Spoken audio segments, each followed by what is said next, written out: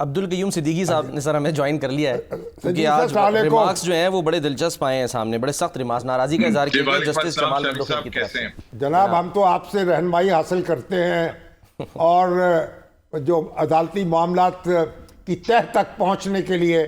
آپ کی بصیرت جو ہے وہ ہمارے کیا پوری قوم کے کام آتی ہے۔ تو اب یہ جو کشمکش چل رہی ہے اس کو یعنی اس کی بنیادی وجہ آپ کے نزدیک کیا ہے اور یہ کہاں جا کے ٹھہرے گی؟ دیکھیں بنیادی وجہ تو 26ویں آئینی ترمیم ہی ہے، اور یہ 26ویں آئینی ترمیم ہی ہے جس کا آرٹیکل 191A سب کلاس 5 جو ہے وہ یہ کہتا ہے کہ ایسے تمام مقدمات جس میں آئین اور قانون کی تشریح کا معاملہ ہوگا وہ آئینی بینچ کے سامنے جائیں گے، بالکل ٹھیک، اور آئینی بینچ کی تشکیل جو ہے وہ جوڈیشل کمیشن آف پاکستان کرے گا۔ بالکل ٹھیک، تو ریگولر بینچ کا یہ اختیار سماعت نہیں ہے۔ تو اس کا مطلب یہ ہے کہ اگر ریگولر بینچ اس کو سن بھی لے اور اس پہ کوئی فیصلہ بھی کر دے تو اگر اس کے پاس اختیار سماعت نہیں ہے تو وہ ایسی پروسیڈنگز کو کورم نان جوڈس کہا جاتا ہے، یعنی وہ غیر مؤثر ہوں گی، تو وہ غیر مؤثر وہ ہوگی، فتویٰ ہوں گی، مؤثر ہوں گی۔ جامعہ مدنیہ کا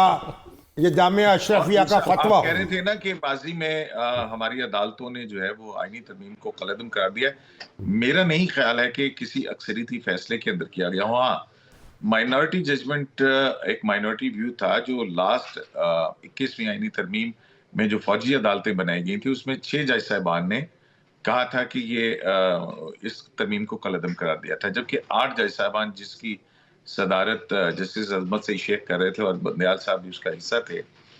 اس نے اپہولڈ کیا تھا، اور 3 جج صاحبان نے جو ناصر ملک صاحب تھے، اقبال حمید الرحمان صاحب تھے اور ایک ثاقب نثار صاحب تھے، انہوں نے کہا تھا ہم آئینی ترمیم کو دیکھ ہی نہیں سکتے ہیں۔ تو میرے علم میں تو نہیں ہے کہ پاکستان کے صدیقی صاحب وہ جو الجہاد ٹرسٹ تھا، الجہاد ٹرسٹ کیس جو ہے جس میں ججوں کی تقرری کا معاملہ تھا، تو اس میں تو انٹرپریٹ کر کے انہوں نے بہت معاملہ الٹ دیا تھا نا سارا۔ نہیں وہ تو اس میں سینیورٹی بیس کے اوپر، سینیورٹی پرنسپل کے اوپر تھا نا کہ چیف جسٹس اور ججز کی سینیورٹی کا پرنسپل جو ہے اس کو کیا گیا تھا۔ بالکل ٹھیک ہے، اس سے پہلے جو ہے وہ نہیں تھا۔ اس کے بعد پھر امینڈمنٹ آئی تھی کہ سینئر موسٹ جج جو ہے وہ 18ویں آئینی ترمیم کے اندر کہ سینئر موسٹ جج ہی جو ہے وہ سینئر یونین جج جو ہے وہ چیف جسٹس آف پاکستان ہوگا۔